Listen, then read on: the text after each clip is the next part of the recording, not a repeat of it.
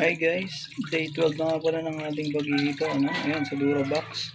Ayan, makikita nyo naman sa sigla nila. Pero may mortality ang kanina, mga isang piraso.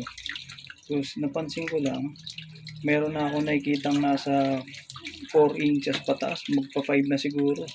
Siguro mga nasa 5 piraso o higit. Tapos yung iba parang naiwan sa mga 3 and a half, magpo 4, ganun. So, baka mag-sorting ako mamaya kasi baka magpapatayan na yan, magkakainan na sila eh. So, ayun, medyo masikip lang talaga yung pwesto nila ngayon. Pero dahil may extra akong Durabox doon, ayan, bakante. Baka ilipat ko muna sila doon, yung malalaki.